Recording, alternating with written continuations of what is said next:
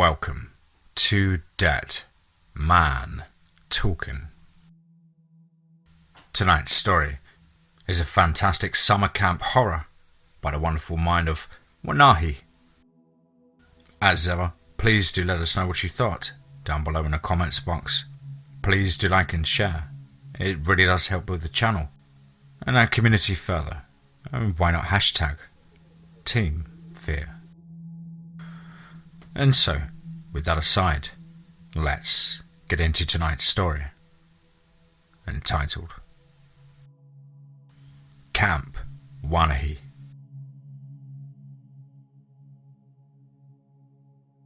Hi everyone, my name is Carl West.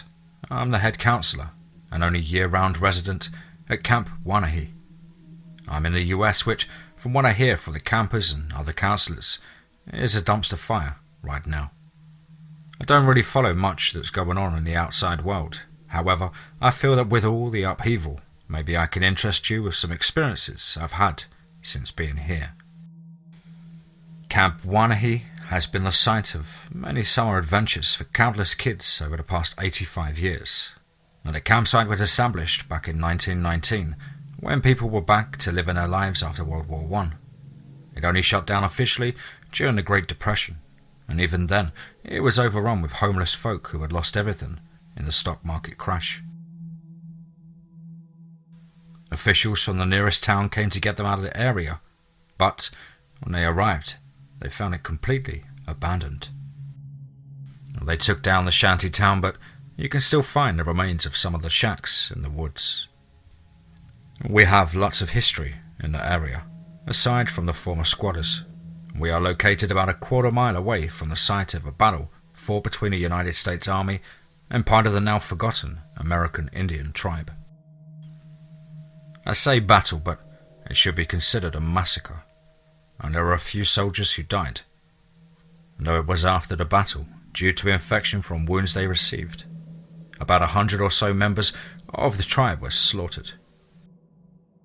There is a nice little plaque, though, to commemorate the location and the sacrifice of the soldiers. All in all, it's just like every summer camp you and I have ever been to. Campfires, activities, obstacle courses, crafts, and so on. And that's not why this place would interest you, though. It's strange, the weird and the horrifying you want. Camp Wanahee has these as well, and I'll give you a few examples. For instance, a cursory glance at the place will tell you that there are 12 buildings. Later on you'll swear that there are 13, but as you go to count, you'll find that there are only 12 again. You might go to the wrong restroom and come out several minutes later to find that over an hour or more has actually passed. I have thought about having that restroom boarded up or dismantled, but it's just too funny when people happen to reappear at the same time.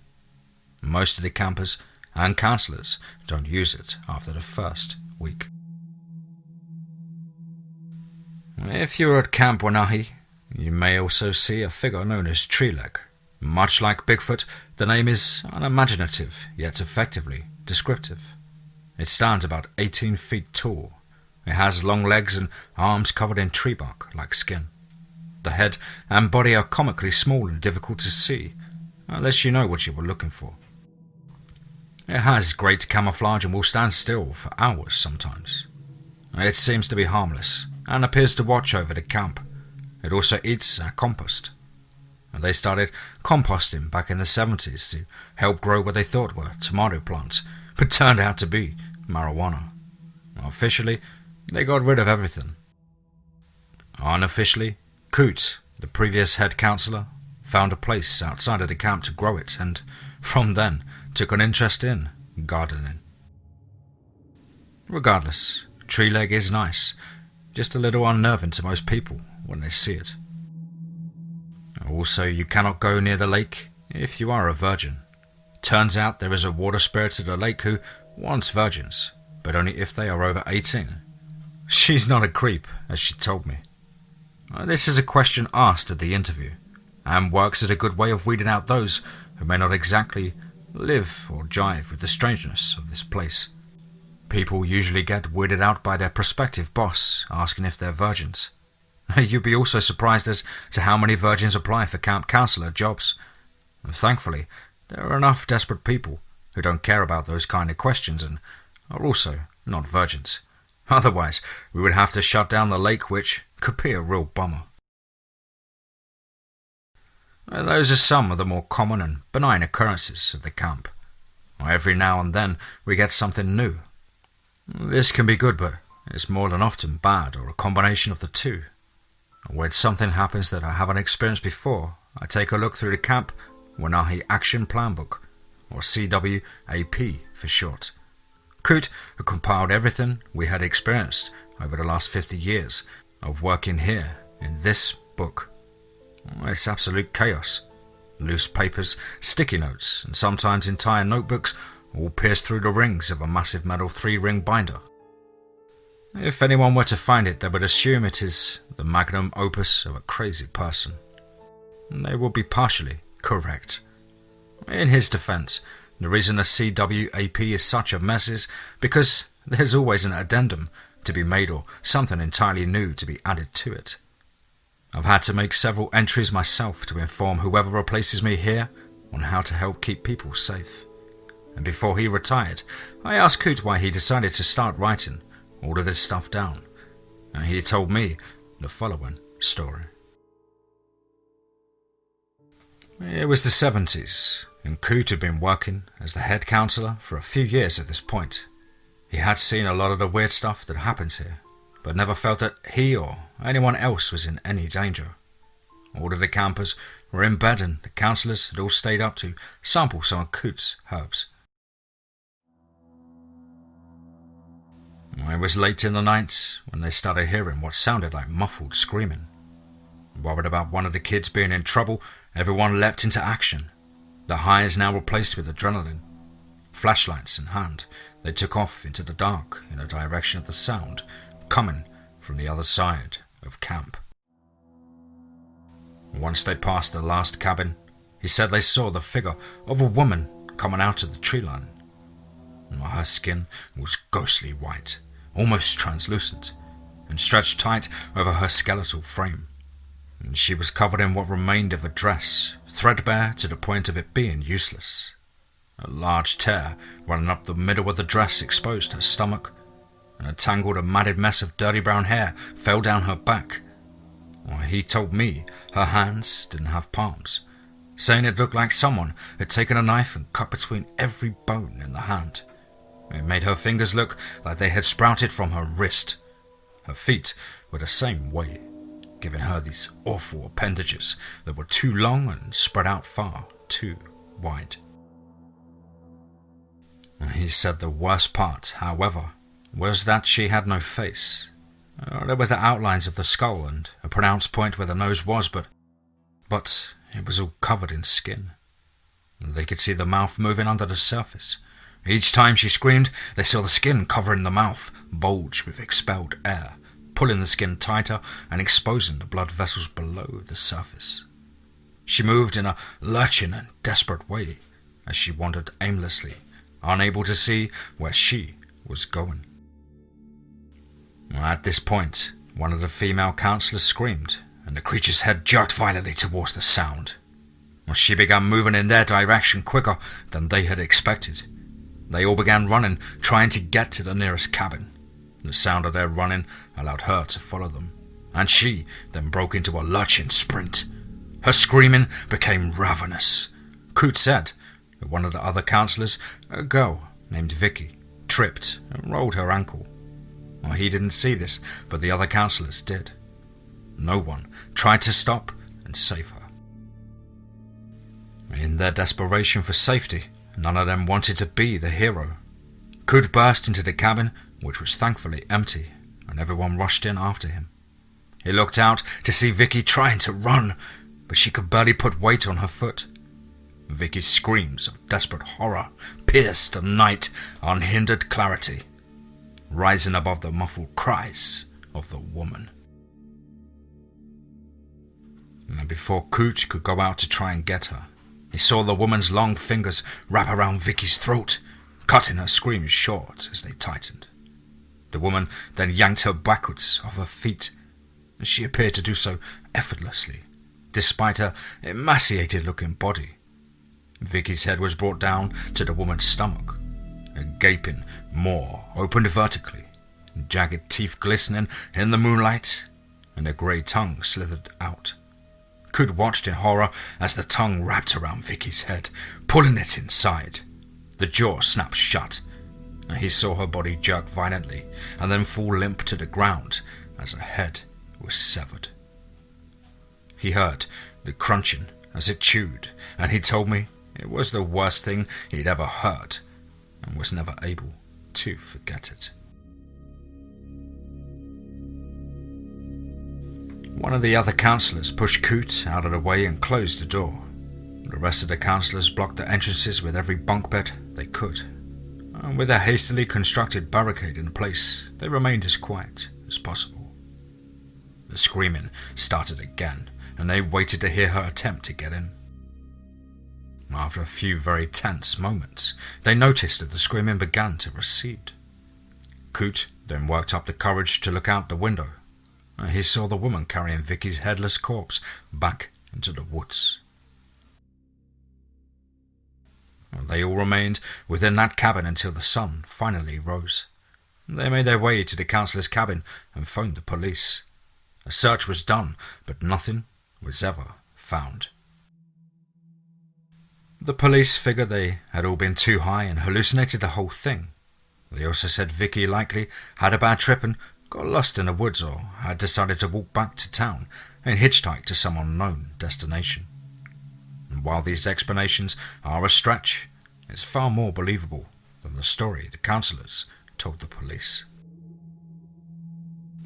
The camp was closed and looked like it was going to remain shut down permanently, and that was when the new camp owner came in and bought the place for almost nothing. When Coot heard this, he tried to dissuade him. When that didn't work, he asked to be hired on as the head counsellor. He began working on the plan book the following summer at the newly named Camp Wanahee. And during that summer, the clothes Vicky was wearing the night she disappeared were found neatly folded and stacked on a log just inside the tree line. The Faceless, as Coot called her, has returned many times. I've been here for my fair share of them. However, no one has ever met with Vicky's fate at the hands of that creature, thanks to the CWAP and the guidelines within it. I'm sorry to end on such a downer note, but I've got to cut this post here.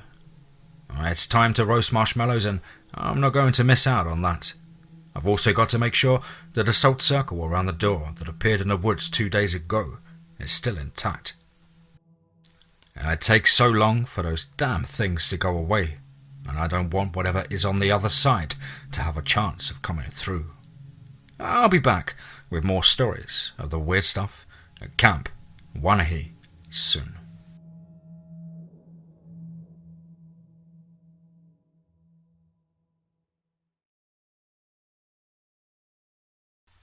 Camp Wanahee, Part 2. Let's get straight into that. Hi again, it's Carl West from Camp Wanahee. So, some big stuff has happened over the past week or so. This was going to be a pretty simple post to tell you all about some anecdotes of my past experiences here, but I've got some good stuff that has recently happened for all of you.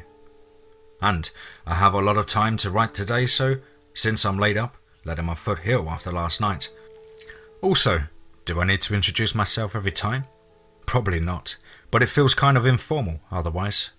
Maybe I can start off each post with something about myself, like we do when we get new campers. That way, you can get to know me even better. A new fact about Carl West. I have a bachelor's degree in English, and I am working on becoming a writer. I don't get a chance to do much writing during the months that the camp is active.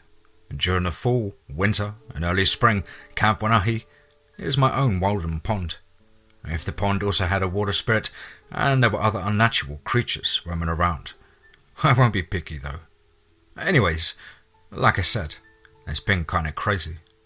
To tell you the first big part of the story, I need to tell you about the people that are labelled recurring visitors in the CWAP. Every now and then we get people that will wander through Camp Wanahee. Sometimes it's a hiker who has lost their way or something else equally benign. Other times we have more regular visitors.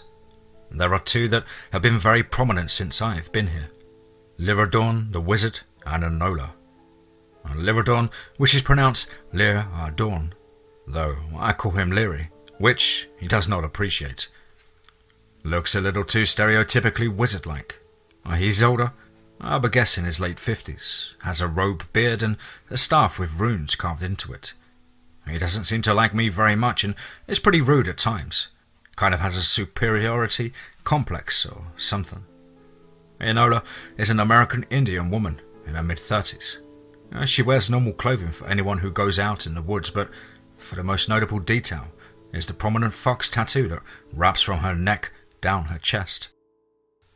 She can also turn into a large black fox, about 3 feet tall and 7 foot long. Enola puts up with me and is much more willing to forgive my oblivious nature at times. Treats me like a kid brother. It's kind of nice since I never had an older sibling. As of this week, we have a third recurring visitor. I call him John McCain due to the fact that he's always wearing a John McCain Halloween mask. He staggered out of the woods in the evening about a week ago, and someone noticed him and began screaming. He stumbled, then fell flat on his face and didn't try to get back up. The dude was huge. He had to be at least 6'6" and was incredibly muscular. I tried to wake him up, but he was out cold. And that's when I noticed that he had a massive bite taken out of his arm and several puncture wounds to his chest. And when it looked really deep, we got him to one of the cabins and began doing whatever first aid one does for someone with multiple chest wounds. For us, it was putting a lot of towels on him. We also called the forest ranger to come up and transport this guy down to town. As we were covering the wounds, one of the counsellors, a girl named Maria, noted that the bite wound looked like it came from an elk. When we asked her why she would know what an elk bite looked like, since they don't ever bite people, she was rather dismissive of it. I don't know, it just makes sense to me, was all she said. It took a while for Tuita to make his way up, and most of us were checking on the campus when we heard Maria scream from the cabin. We ran inside to see her staring at the window, now opened, and John McCain just walking back out into the forest with a wood-chopping axe. I yelled at him that the axe was not his and he couldn't take it, but he just ignored me and disappeared into the tree line. When Ranger Tuita arrived, we told him the whole tale, and he said it sounded like some sort of serial killer. He offered to hang around that night and patrol the camp, which we accepted, but we didn't see him again that night. We've seen John a few times since that night though. He seems pretty content to keep his distance from us, and always has that axe. I'm still pissed about that because I really liked that axe. Both Maria and I have woken up to find dead animals outside our cabins with sticky notes stuck to them that say, "Thanks," in some of the most stunning penmanship I've ever seen. He essentially acts like a cat bringing us his kills. I don't know if that's normal serial killer behaviour. I'm not an expert on the matter.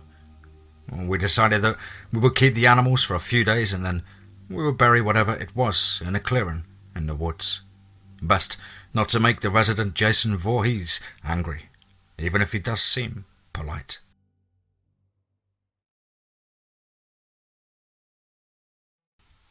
The next day, our first batch of kids went home. That also signalled the end of training for the new counsellors, which was everyone. That's the worst part about Camp Wanahee. We have a 100% turnover rate, aside from myself, and it takes a full month to fully train anyone, and that's because everyone forgets about this place after they leave. I have no idea why or how it happens, but they always do. Sometimes, when I go to the nearest town to pick up supplies, I'll see someone from the previous summer and I'll talk to them. They have a vague memory of being a counsellor at the camp, but they don't remember anyone or any of the really weird things that happened there. I think it's for the best, otherwise the government would be all over this place. I haven't met anyone who remembers this place aside from Coot, the owner, and Tuita. I guess I should talk about Tuita. Ranger Manu Tuita is 6'4", a beast of a man. He's Polynesian, has a voice that will rattle your eardrums, and makes great bread. He has been a park ranger around here for the better part of a decade. He's a nice guy and checks on us occasionally. He used to come and smoke weed with Coot, and he stops by to go and harvest some every now and then. The station he works from is some 15 miles away, and so we only call him up here when something really big is going down. Tuita came to do his customary wilderness safety rundown for the campers this week. He does this every time we get a new batch of them. We sit around the fire and go over the basics. What to do if you get lost. Don't eat mushrooms or berries that you find. And don't light fires in the woods, etc. And then there are the ones that are a little more tailored to our camp. If you see a man looking suspiciously like a knight from the Middle Ages that asks you to join him, do not go with him. If you find any bones, alert a counsellor. If a counsellor is not available, do your best to bury the bones and then recite the words. Your body now rests, your spirit is free. The necromancer is no longer your master. If you see or hear the faceless, you need to hide. Close your eyes, make as little noise as possible, and wait for the screaming to fade. And the list goes on. By the end of the presentation of the rules, the campers were saying that we were trying to scare them. Obviously none of what Tuita said was true. We're used to this, of course. And so Tuita grabbed a bag out of his truck and took out to the field nearby where he emptied it. The bag contained all of the available wool, silk, or other possible animal fibre clothing available at the local thrift store. Tuita and I watched the sky as the kids began to think we've all lost our minds. After about 15 minutes or so had passed, we heard the sound of large, beating wings. A massive form swooped from the sky and landed by the pile. It had large, hairy wings like that of a moth, set in the back of a creature that had a bear's body and a head. On its fur was a symmetrical pattern of grey and white. 2 large fuzzy antennae flicked through the air as the creature began to feed on the clothing. "This is Martha," Tuita said to the campers, who were now staring in stunned silence. "The only moth bear we know of in existence. So, we will once again go over the rules, and I hope you pay better attention to them. We have notebooks for you to write them down on. With one additional rule. Don't wear wool, silk, cashmere, or any other animal-based cloth. We don't want Martha here hunting you down." They all paid much more attention this time around, taking rigorous notes. Later that night, after all of the campers were in bed, I was finally able to get rid of the dead skunk that had been left on my doorstep the day before, with Maria acting as a lookout for John. We made our way to the newly designated animal cemetery, where I dug a new grave for the skunk. Nearby, the 4 previous graves sat in various sizes. I made quick work digging the grave and filling it back in, while Maria watched in silence as she held one of the flashlights. I like Maria. Out of the batch of counsellors this year, she had been the most reasonable. Took a lot of the weirdness of this place in her stride, which is a relief. She also had training in emergency medicine, and so that's handy as well. She has a dusting of freckles across her cheeks and nose, which work well with the copper tone of her skin.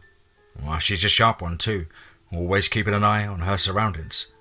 I've made her my second in command here this summer, which has worked out really well so far. I wiped the sweat from my brow as I hefted a shovel onto my shoulder. "Do you think he's going to keep on doing this? We're going to run out of places to bury them if he continues at this rate." "I don't know. Do you think we should try to talk to him about it?" Maria asked as I began walking back to the camp. I suppose we could, I replied. I didn't think of that. He always seems kind of standoffish. I think that's part of his... She paused as she searched for the right words. Enigmatic persona. Sure, makes sense to me. He has to be a nice guy. We see him around all the time and he hasn't killed anyone from camp. Not killing people isn't the best way to prove that someone is nice. True, but he still hasn't done it, so he's not the worst guy. She had a point. It wasn't the strongest, but I gave it to her. I tell you what, you try to talk to him the next time you see him, and let me know how it goes. She looked horrified. Why me? You're the one who deals with this shit all the time. Yeah, I do, I admitted. And I have learned that it's often safer to not mess with the status quo if you don't have to. It messes with itself enough as it is. And so, if you want to go and try and talk to him, feel free. I won't be. Are you scared? Always. I'm responsible for making sure everyone here gets home alive, which gets pretty hard when a lot of you insist on acting like characters in a horror movie. I sighed. What's that supposed to mean? The counsellors and campers that come up here have the intelligence of characters from an 80s slasher movie, always putting themselves into obvious dangerous situations. As a result, I have seen a lot of really horrible things. I have seen people maimed and killed. Like I said before, just follow the rules and hopefully nothing bad will happen this year. Are you serious? You've seen people die up here? Maria asked. Carl, why is this place still? She was cut off as our flashlights illuminated a single large hiking boot in the middle of the path. The grass around it was darkened. I know this is going to sound stupid, but that wasn't here before, right? I saw her shake her head. I don't think so. We approached cautiously and found that the boot and surrounding grass were covered in what was certainly blood. The name Jesse was written on the inside in silver marker. Good news, it wasn't anyone we knew. I smiled as I looked up at Maria, who looked absolutely horrified. What? Someone is hurt and all you care about is that you don't know him? She asked. The hell is wrong with you? You're still new here. I've been a little desensitized to violence and the reality of death in general. Gotta find the positives where you can. I followed the trail of blood with my flashlight and went off to the left of the path, disappearing into the woods. I looked to the other side and saw something that put me on edge. As I'm sure you were all beginning to understand, this forest is a weird place. I mentioned this last time in passing, but sometimes doors will appear in the woods. I don't know where they come from, and from what Kud told me, they can all lead to different places, usually bad, which is why I tell everyone not to open any of the damn things. I don't want whatever horrors are inside to be let out into our woods. I ran up and examined it. The door and frame were made of some sort of black metal. Okay, not great. Never seen this kind of door before, I thought. Cold air blew from the opening, and the acrid scent of burnt rubber and decaying meat mixed together following it. The light from my flashlight illuminated a corridor of stone that stretched into the distance before turning sharply. I looked at the door itself and saw my greatest fear. Only one side of the door had a knob to open it, and it was on our side. Shit, I said as I looked around the woods. Shit. Maria began looking around frantically as well. What's wrong? There's only one knob on the door, I said as I heard noises coming from the tunnel. I began looking for a large branch to push the door closed with, but couldn't find one. I really should carry gloves or something for times like this. What? Why are you freaking out about that? Maria's panic had decreased, way more than was appropriate for the situation. Really, she should have been freaking out like yours truly. I don't really have time to explain, I said through gritted teeth as I pushed against the door. The entirety of both hands immediately beginning to tingle. Just come and help me before anything else comes through. As if on cue, a horrendous shriek that was an unholy combination of metal tearing and cats fighting sounded from the stone corridor. And from around the distant corner emerged nothing short of a nightmare. It had 4 limbs that sprouted from its bony torso. The ends of each limb had blades along its length that clacked against the stone. A long neck stuck out of the front and curved upwards, like a cobra about to strike. Its head had a long snout with jagged fangs that jutted out from its lips.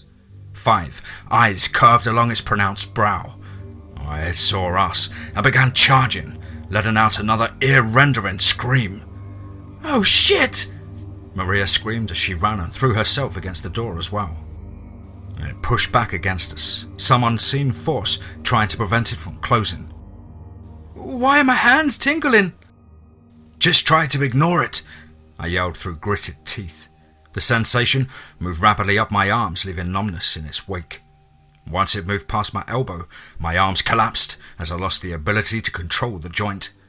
With my arms from the bicep down numb and unusable, I turned myself around and used my back to continue to push. Maria eventually did the same soon after, and her arms beginning to go limp as well. "Come on, just a little further," I yelled as the clacking and screeching approached, and I felt the weight of the creature hit the door. One of the appendages moved into the gap between the door and the frame. I could see the blades were made of bone, wickedly sharp, mottled yellow and brown in colour.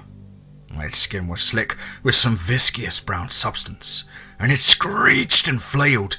Another of the limbs came out at the top, forcing us to duck down to keep from being hit by the blade from above. This distracted me and I didn't notice when the other blade turned just enough to slash at my foot. I cut through my boot, sock and skin with ease. I screamed as I felt the blade slide along the bones in my feet. I was a glancing blow. I knew that if it got the chance to use those blades as it would want to, I would cut through someone with pure ease. My legs buckled from the pain and I fell on my ass. I tried desperately to use my other foot to keep pushing the door closed, but it was having a hard time finding any purchase at all. I could feel the door beginning to open again as the creature pushed against it harder. "What do we do?" Maria screamed. I looked around, tears of pain welling in my eyes. The pain was terrible. I saw that the creature's joint was against the doorframe. I turned and braced my back against Maria's legs, and I kicked as hard as I could at the arm of the creature with my good leg. I missed and was able to get my leg back just in time before it could have been slashed. The blade caught the shoelace and cut it with ease, hardly feeling a tug at all. I stabilized myself again and waited for the arm to meet the ground again. And then I kicked with all I could. I made contact, and there was a sickening crack that I felt and heard as the joint was shattered against the frame. And the scream from the creature was deafening as it withdrew the appendage. The clacking on the other side of the door was spastic and arrhythmic, but it was moving away. The screaming rapidly receded with the creature, and with one final push, we closed the door. And there was a loud sucking noise as it felt like the air was about to be ripped from my lungs as the door sealed itself once again. Maria staggered away from the door, causing me to flop unceremoniously to the ground without her legs to support me. I could see that her hands, though useless, were trembling. The pain in my foot was awful. What was that? Maria asked, her eyes wide with fear. I don't know, I said through gritted teeth as I willed my arms to move. I was able to lift them about an inch or so with effort. It felt like trying to move a limb that had been asleep for too long. Millions of pins and needles ran up both of them as I tried to work them. I think there's another one of them or something similar out in the woods. That's probably what got poor Jess. There's another one of those things out there? Her face went pale, which was disconcerting given how tan she was. Well, maybe not exactly like that one, but it is at least from whatever place that was. And I'm not jazzed about it. I grimaced as I worked my hands and arms in an attempt to bring back feeling to them. Maria looked at her arms with severe concentration on her face, managing to get them to lift a couple of inches as well, and she sighed in frustration. Why can't I feel my arms? What are these doors? Why are they here? I have no idea. I know these doors are portals. They appear here randomly for some reason and lead to different worlds, or planes, or whatever the hell you want to call them. They aren't great places. That's why I tell everyone to stay away and try to seal them. The numbness is just from touching it. I never touch them with my bare skin if I don't have to. Every side effect of contact is different. None that I've experienced have been pleasant. The stinging from my arms began to subside and I was able to move clumsily to a sitting position. There are two types of doors. Some have knobs on both sides, and others have knobs only on one. The latter are the worst kind. And that means whoever or whatever made these doorways originally did not want whatever was on the other side to be able to leave whenever a door appears. Why would anyone want a doorway to wherever that was? She was beginning to get more movement back and grabbed one of the flashlights from the ground. I'm sorry, but I couldn't tell you. I just work here. I grimaced as I prodded at my foot. Maria knelt by me and slapped my hand away. She looked at it with a flashlight, her hand still somewhat clumsy from being numb, but she was surprisingly gentle as she examined it. You'll need stitches, Maria asked. Yeah, I figured. Help me to the mess hall? All right, up you go. She put my arm around her shoulders and helped me stand up. We limped the rest of the way back to camp. We decided not to speak and left our lights off to keep from alerting whatever new horror now stalked the woods. Maria helped me lay down on one of the tables as she stitched me up. I had drunk some of the Vernon Brothers moonshine to dull the pain. It tasted awful, burned even worse. In truth, it was terrible alcohol. But I have found there are usually much better uses for it. It sanitizes things really well, which burns even worse than drinking it, as I have now found out. It's horribly flammable, and takes the edge off whatever pain you feel, emotional and mental pain included. Honestly, its usefulness is incredibly surprising in every application, including getting drunk. You should really go to the doctor, Maria said as she focused on my foot. I'm good, but there might be issues for your foot down the road. My head was swimming a little. The alcohol was working, its effectiveness aided by blood loss. No, I can't leave this place. I have to be here to make sure nothing happens while anyone's here. I made that promise to Coot, and besides, I don't have insurance. She finished up the last stitch and got out a clean roll of gauze. Really? That boss sucks. We should call him and tell him that you need help and that he should foot the bill. She raised her eyebrows as she held up my foot. That was a joke made in very poor taste, and technically, I'm your boss, I said, tilting my head to look at her. Also, we can't call the owner. We can call him. We have a phone. And why do you keep calling him the owner? His name is Gerard Marks. He told me that when he interviewed me. And when I was interviewed by him, his name was Tim Christian. Every new batch of hirees knows him by a different name. Sometimes more than one. It can be a little confusing. I never call him the owner to his face. I just don't have any other way to refer to the guy. I stared back up at the ceiling. I have a few theories on what he does outside of owning a camp. One of which is that he runs a vast black market empire for illegal breeds of domesticated animals. Or he could just be someone who has a lot of money and is incredibly paranoid of people knowing who he is. Regardless, he can only call us because every time he does call us, he destroys whatever burner phone he is using. He calls every couple of weeks to check in on things though. Maria stared at me in understandable disbelief, and she resumed wrapping my leg. You're full of shit.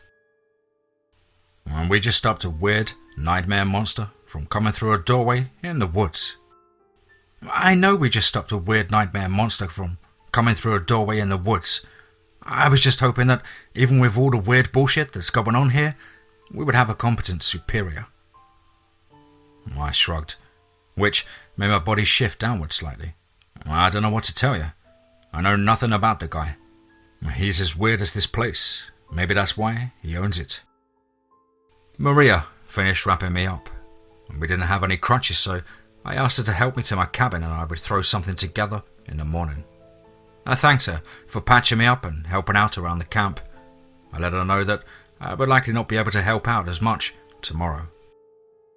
She told me that she wouldn't let me help out tomorrow and that I should stay off my foot as much as possible, and that she would be by throughout the day to see how the wound was healing. I watched Maria walk to her cabin through the window in my room. I haven't been doing this for very long, and I found the isolation somewhat comforting.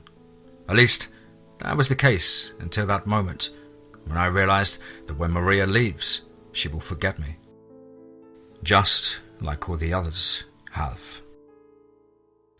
I felt a unique sense of sadness and foreboding, and whether it was from that realization, the moonshine, the fact that there was some new homicidal creature roaming our woods, and that the doors had started appearing more frequently, or a mixture of all of these, I don't know. And I didn't want to try and figure it out then, and so I chose to close my blinds and eventually went to sleep.